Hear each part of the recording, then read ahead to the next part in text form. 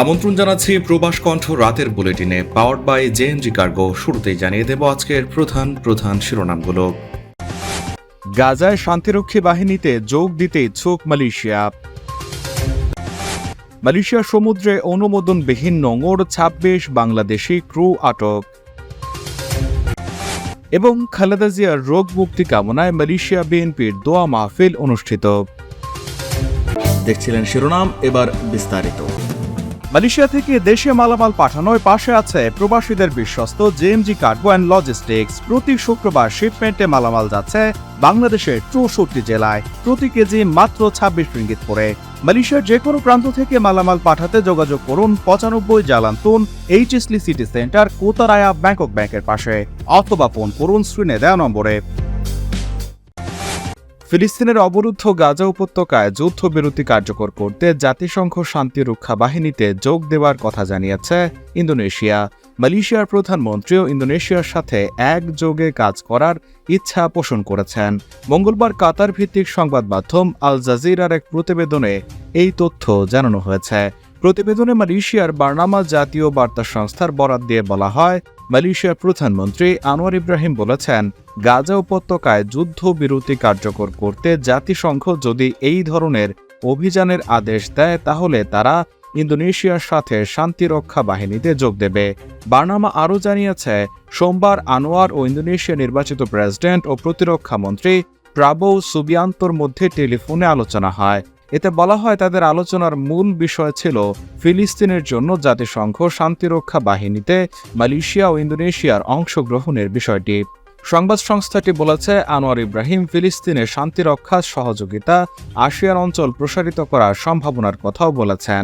এর আগে এশিয়ার প্রধান নিরাপত্তা সম্মেলন সাংগ্রি লা ডায়ালগে বক্তৃতা করার সময় ইন্দোনেশিয়া নির্বাচিত প্রেসিডেন্ট বলেন, গাজা উপত্যকায় যুদ্ধবিরতি কার্যকর করতে প্রয়োজনে শান্তিরক্ষা সেনা পাঠাতে ইচ্ছুক ইন্দোনেশিয়া। প্রাবো বলেন, যখন প্রয়োজন হবে এবং জাতিসংঘের অনুরোধ আসবে তখনই আমরা সম্ভাব্য যুদ্ধবিরতি বজায় রাখা এবং তা পর্যবেক্ষণ করার পাশাপাশি সব দল ও সব পক্ষকে সুরক্ষা ও নিরাপত্তা প্রদানের জন্য উল্লেখযোগ্য শান্তিরক্ষী বাহিনী পাঠাতে প্রস্তুত আছে। প্রবাসীদের জন্য সাশ্রয়ী মূল্যে বিমান টিকিট মিলছে হাতের নাগালেই। কুয়ালালামপুরের প্রাণকেন্দ্র বুকিত বিনতাংয়ে আলো ছায়া ট্রাভেলস। আজই চলে আসুন ৮ জালান আংসোকা, বুকিত বিনতাং, কুয়ালালামপুর, অথবা ফোন করুন স্ক্রিনে দেয়া নম্বরে। আস্থা ও বিশ্বস্ততার মাধ্যমেই সেবা দেয় আমাদের লক্ষ্য। মালয়েশিয়ান মেরিটাইম এনফোর্সমেন্ট এজেন্সি সোমবার পেরাকের সেগারের তানজং হান্টু থেকে ১৪.৮ নটিক্যাল মাইল উত্তর পশ্চিমে মালয়েশিয়ার সমুদ্র সীমায় নোঙর করা একটি বালির ড্রেজার আটক করেছে।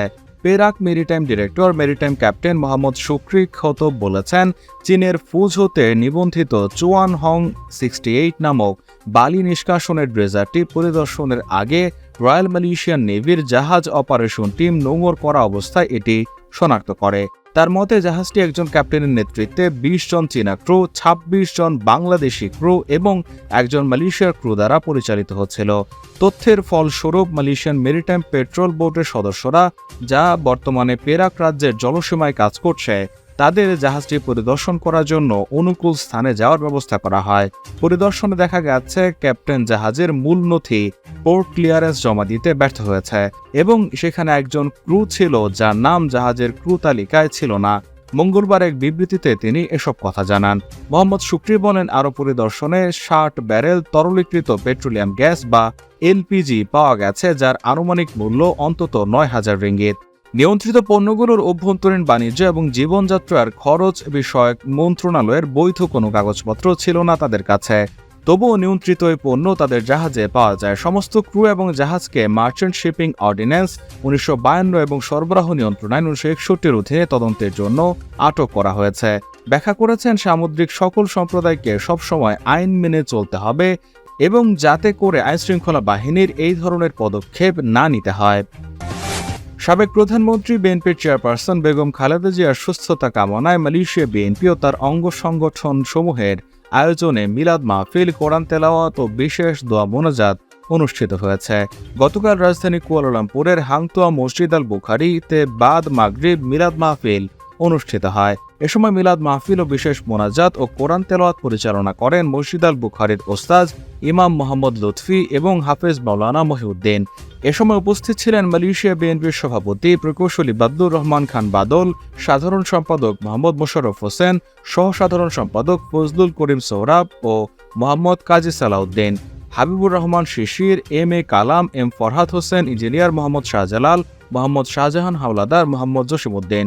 আরও উপস্থিত ছিলেন মালয়েশিয়া বিএনপি ও তার অঙ্গ সংগঠনের কাজী সোহেল মাহমুদ, ইসমাইল মজুমদার, আনোয়ার হোসেন, ইমন হাসান, নূরে সিদ্দিকী শোভন, সাইদুর রহমান বাবু, মনজুর আলী, মোহাম্মদ বিল্লাল শেখ, মোহাম্মদ ইসমাইল আকন্দ, মোহাম্মদ সোহেল আহমেদ, শেখ মোহাম্মদ লিটন, মিরাজ মাঝি, মোহাম্মদ সালাউদ্দিন, রিয়াজ মাহমুদ, আক্তার হোসেন, হানিফ হাসান, আবুল কাশেম ও মাসুম শেখ সহ কয়েক শত নেতাকর্মীবৃন্দ সহ প্রবাসী বাংলাদেশিরা।